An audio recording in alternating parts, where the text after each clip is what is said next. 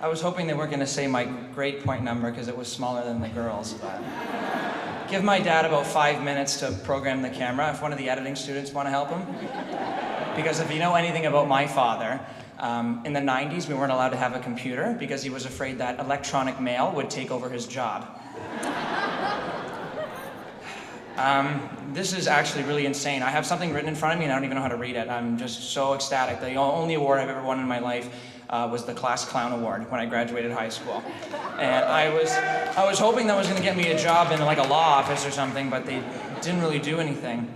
But before I start on with my speech, it came to my attention when I got back from my trip that my acting friends, production friends, basically the campus, we lost somebody who was very special to a lot of us. And I think we all should take a moment to remember Tyler O'Reilly.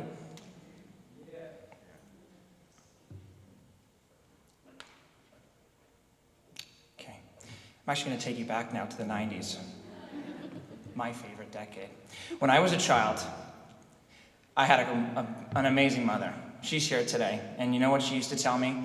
Your generation, Anthony, you got the world by the balls. She told me this in 1995 on my 5th birthday.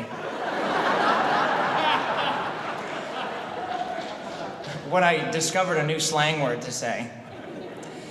But things have started to change for our generation, especially in the last few years.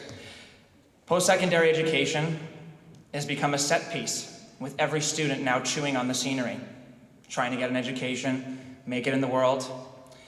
But the same people who told us we'd have it all pretty much brought the world to its knees, and we're gonna have to clean up the mess. Thank you.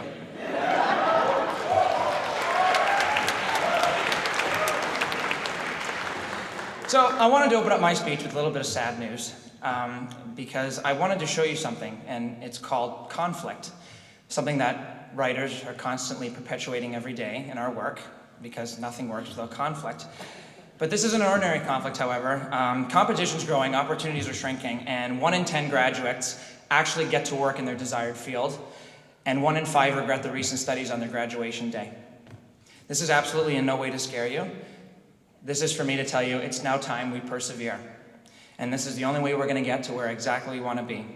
And judging by the number of people sitting in front of me, you have the same desire that I have. We all have a voice, and we damn well want it to be heard.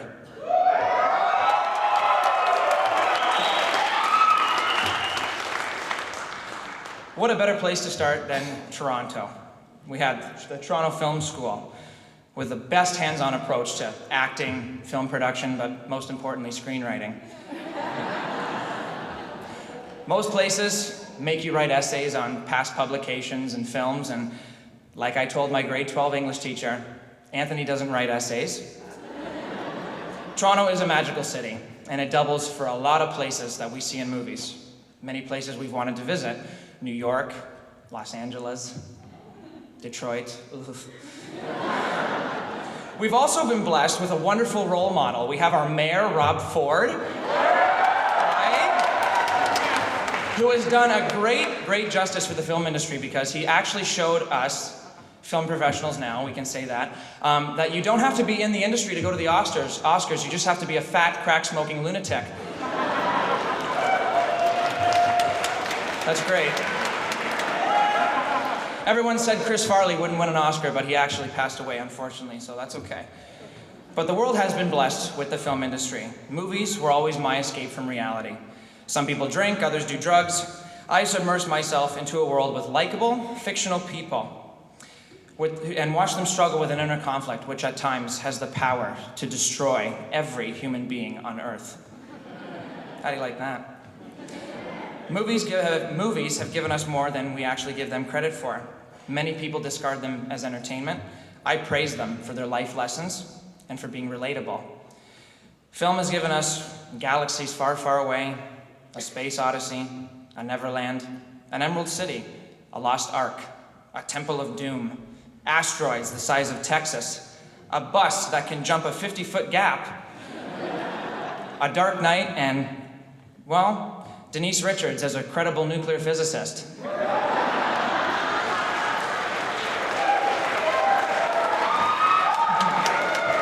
That one's for the Bond fans out there. Let's not forget memorable lines like, "Frankly, my dear, I don't give a damn." Jack Nicholson's teeth and "You can't handle the truth." Arnold Schwarzenegger's one-note performance for the rest of his career and "I'll be back." And let's not forget yippee-ki-yay, fill in the blank. So you're probably asking yourself why I haven't really touched upon television. It is writing for film and television. I'm actually the worst ambassador for television. This is the guy that still watches reruns from Seinfeld and Friends and Baywatch at 3 a.m. But the only current program I keep in touch with is Judge Judy, and I PVR her every day. And it is so much fun watching her rip apart lower middle class America. People say things to me like, "Hey, did you see Mad Men?" or "Did you watch Breaking Bad?" or "House of Cards?" And I'm just like a foreigner at customs.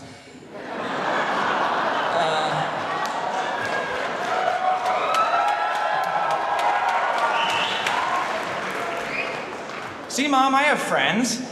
Jeez. So, today we've made a pledge and a commitment to ourselves. Each of us has, at some point in our lives, has suffered some type of creative head trauma. Something brought us to this point, giving us the will to finally pursue something, well, we believe we're the best at. Where did I go? Oh, yeah.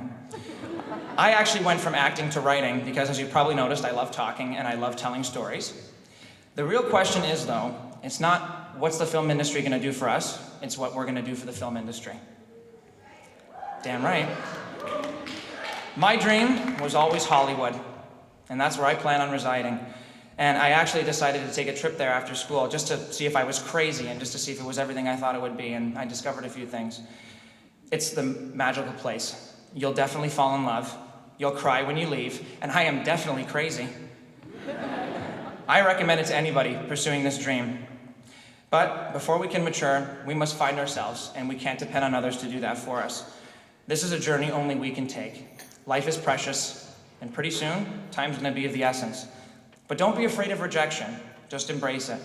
Learn from your mistakes, and continuously self-improve. And now we're gonna go to the advice column from me to you, because I really think I know a lot of stuff. Lesson number 1, take selfies and use as many hashtags as possible.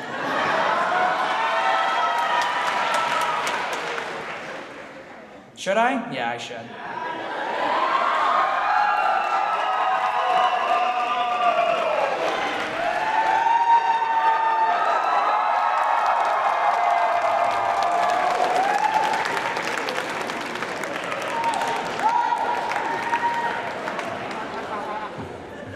Come on, have some fun.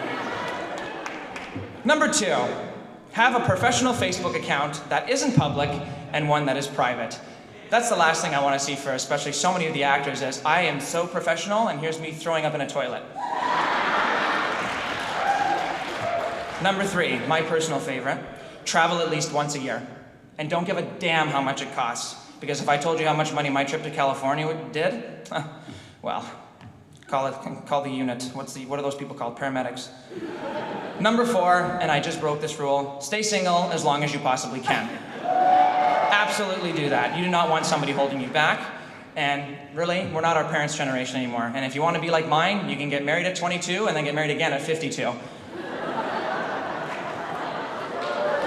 Right? Can you imagine? My dad's right now, "Can you believe he said that?" And my mom's like, "I know, I am not 52.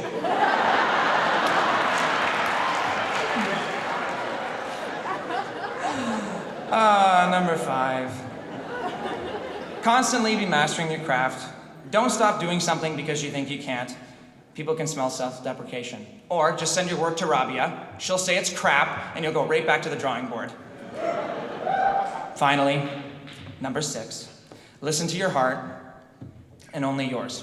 When people say you can't do it, you shouldn't, you couldn't, you wouldn't, all those fun words, just don't even pay attention. Your happiness is most important, and you'll never be able to make others happy if you aren't. Just like Madonna said, until I learned to love myself, I was never ever loving anybody else. Bedtime Stories, 1995, track 1, Secret.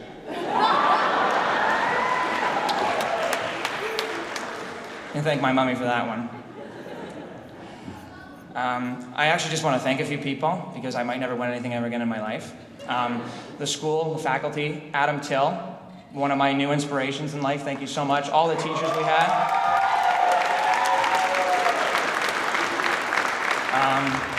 Most of my family who's not here, but my parents, my dad, my stepmom, my mom and dad. I know I'm a little bit far apart from my brothers and sisters, so Mom, thank you for letting Dad go to the corn roast at the Smith farm or I wouldn't be here. A little bit of inspiration before we go. I recently just lost my cousin in a car accident, and across his back was tattooed these big, beautiful words of inspiration. It was called, "Dream the impossible and do the incredible." Now, I've dreamt the impossible, and I truly believe you have as well. And now it's time we do the incredible. Let's make a movie.